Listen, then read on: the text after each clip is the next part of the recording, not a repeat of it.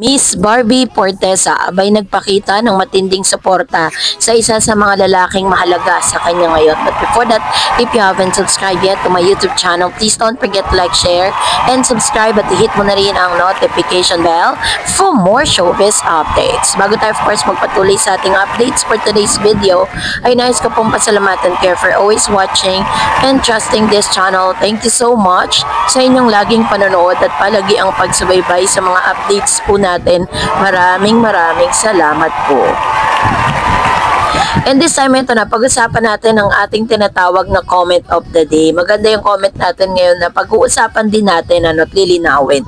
Sabi po ng isang comment sa comment section, sabi ni Miss Marilyn Suryo, di ba sinabi ni Barbie friends lang sila ni Jameson? Sabi niya, they run together but they are not together. Sabi pa ni Barbie, mas naging close sila ni David ngayon. Maliwanag yon sa interview sa kanya ni Mr. Nelson Canlas. Ito naman yun, diba? Nagkaroon po talaga siya ng interview at nilinaw po ni Miss Barbie Fortesa kung ano ba talaga yung relationship niya with Mr. Jameson Blake. Sinabi ni Barbie Fortesa na running friends lang sila ni Jameson Blake sa gitna ng mga dating rumors na nagsimula noong nakita silang magkasama sa isang fan run at sa Jimmy Gala 2025. So, klinarong running friends lang sila sa isang panayam noong July 2025 at nilinaw ni Barbie na inanyayahan lang ni Jameson sa fan run. Katulad ng ibang kaibigan niyang runner, paulit-ulit siyang sinasabi na wala silang relasyon.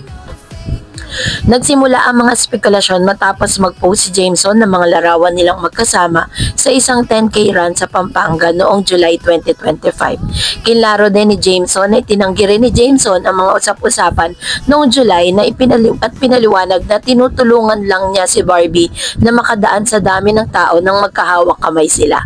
So, nag-trending ang dalawa noong August 2025 matapos silang makitang magkahawak kamay sa Jimmy Gala. Pero kahit na sa anong spekulasyon, pareho nilang kinumpirma na magkaibigan lang sila. So, paulit-ulit po yon, paulit-ulit na sinasabi po ni Barbie at ni Jameson na talagang they're really running friends, no? Kasi parang it's an early stage para po talagang paulit-ulit na sabihin tong si Barbie at aminin sa publiko that they're really friends.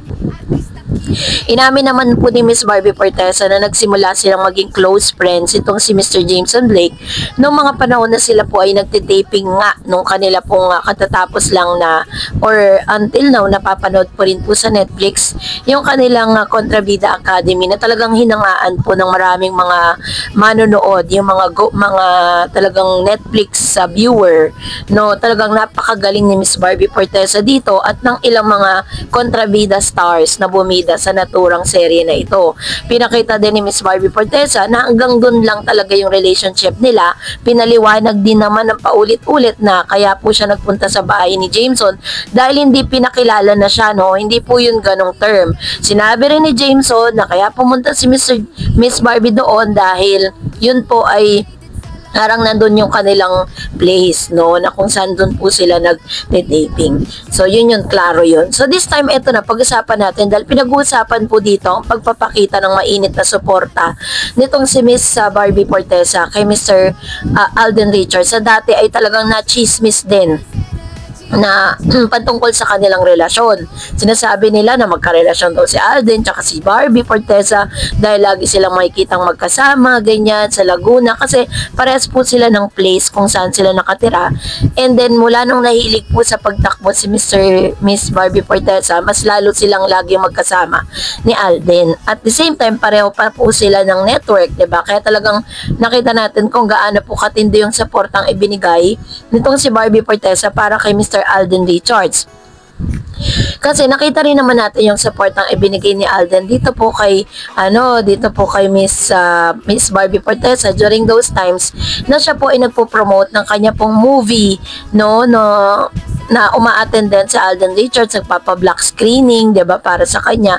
Ngayon, it's payback time, no? Kahit na sobrang hectic na mga schedule ni Miss Barbie Fortesa, ay talagang binigyan niya ng oras si Mr. Alden Richards na pumunta siya doon. At syempre, as we expected, 'di ba, na talagang pagkakaguluhan si Barbie. Nakita niyo naman siya, sobrang ganda niya. Pagpunta niya dito, very fresh. Nakasuot po siya ng black na blazer dyan kasi nga parang yung out of order, it's about si Mr. Alden Richards dito ay ano po siya dyan, parang abogado siya, ganun. May pinagtatanggol siyang case. So, kailangan yung pinaka-outfitan nila, yung peg nila dyan, ganito nga yung itsura. Nakita natin kung gaano po kasikat ngayon si Miss Barbie Forteza na pinagkakaguluhan siya ng maraming mga fans doon sa naturang lugar. And we are so happy na makita natin si Barbie na talagang nandito na siya sa era niya, na kung saan talagang ano na siya nandun na siya sa A-lister star ng GMA Sparkle. And kamakailan lang din ay natagpuan si Miss Barbie Forteza kasama po ang Vice President and si Miss Joy Marcelo, no, na pinaghinalaan ng lahat na may gusto kay Mr. David Licauco.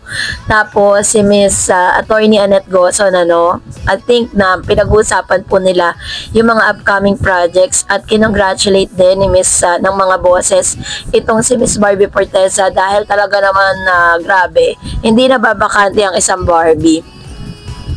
Payaman ng payaman at ang daming inaakyat na mga ang daming inaakyat na pera sa GMA, lalo na ngayon na sunod-sunod yung kanya mga proyekto at talagang hinahangaan po siya ngayon, nagsisirculate yung pangalan ngayon ni Barbie Forteza. So talagang loyal talagang GMA to from the start. Siya po ay nagsimula mula sa GMA hanggang sa ngayon, hanggang sa sumikat na siya ng todo, hanggang ang dami niya ng mga project at successful project na ginawa, nandyan pa rin po siya sa GMA. That's the reason why sobrang love na love din siya ng mga bosses. Dito po nakita natin na magkausap sila ni Alden Richards, ganyan, tapos nanood po siya ng kanilang kanilang premiere night. Ayan siya. So, masayang-masaya po tayong lahat. And this time, eto na naman si David Licauco. Very busy naman po siya para dun sa kanya pong sa basketball league.